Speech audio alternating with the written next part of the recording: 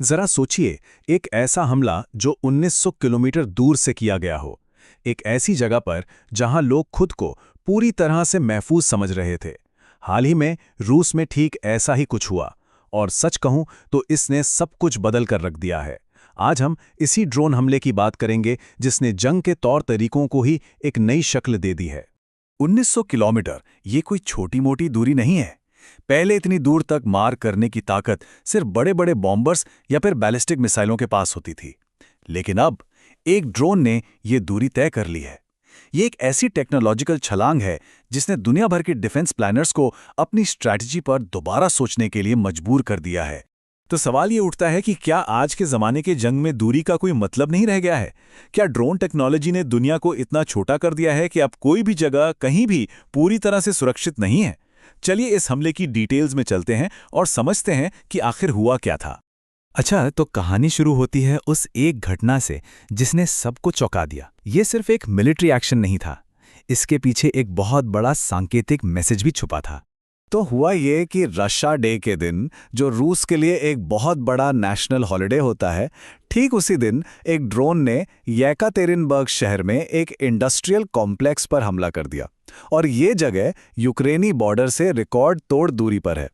तो जैसा मैंने कहा, ये सिर्फ एक हमला नहीं था, ये एक मैसेज था, सीधे रूस के दिल में, वो भी उनके सबसे खास दिनों में से एक पर। अब जरा उस शहर की बात करते हैं जिसे निशाना बनाया गया। ये कोई बॉर्डर के पास का शहर नहीं था, हम बात कर रहे हैं येकातेरिनबर्ग की, एक ऐसा शहर जो रूस के बिल्कुल अंदर, उसके दिल में बसा हुआ है। येकातेरिनबर्ग जो है वो रूस के यूराल पहाड़ों के बीच में है। ये इलाका रूस का इंडस्ट्रियल हब माना जाता है, और हमेशा से ये सोचा जाता था कि भाई ये जगह तो यूक्रेन के किसी भी हमले की पहुंच से बहुत बहुत दूर है। लेकिन इस एक हमले ने इस पूरी सोच को ही बदल कर रख दिया, एक नई हकीकत सामने ला दी है। देखिए, येकेटेरिनबर्ग कोई छोटा मोटा शहर नहीं है, ये रूस का चौथा सबसे बड़ा शहर है, यूराल पहाड़ों के बीच बसा एक बड़ा इंडस्ट्रियल और एडमिनिस्ट्रेटिव हब, और कीव से इसकी दूरी 1900 किलोमीटर से भी ज्यादा है।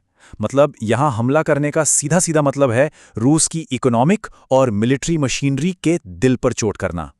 तो अब सवाल ये है कि इतने बड़े शहर के अंदर असल में टारगेट क्या था, और रूस की तरफ से मतलब ऑफिशियली इस पर क्या कहा गया?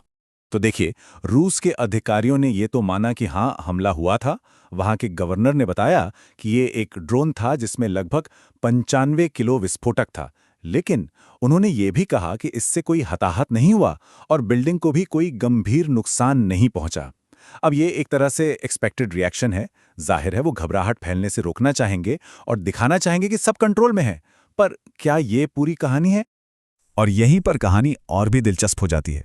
कुछ रिपोर्ट्स हैं, हालांकि कंफर्म्ड नहीं हैं, जो ये बताती हैं कि निशाना अल्माज एंटे से जुड़ी एक फैक्ट्री थी। अब ये अल्माज एंटे कौन है?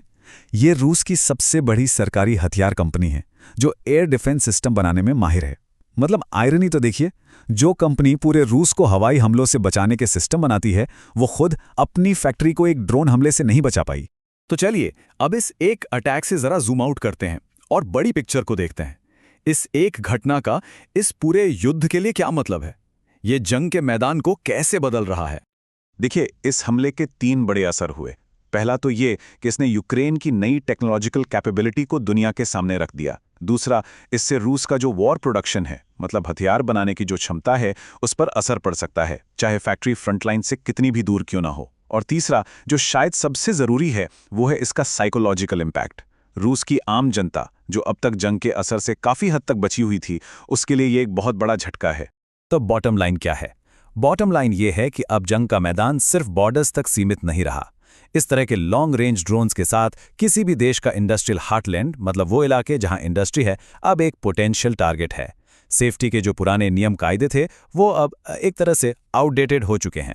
और ये हमला हमारे सामने एक बहुत बड़ा और थोड़ा परेशान करने वाला सवाल छोड़ जाता है कि जब दूरी अब सेफ्टी की गारंटी नहीं है, तो कोई भी देश अपने पूरे के पूरे इलाके को डिफेंड करेगा कैसे? जब एक ड्रोन हजारों किलोमीटर का सफर तय कर सकता है, तो फिर सच में सेफ क्या है? और ये सवाल सिर्फ रूस या यूक्रेन के लिए नहीं है, ये दुनिया के हर देश के लिए है। मॉडर्न वॉरफेयर की नई हकीकत में हम सबका स्वागत है।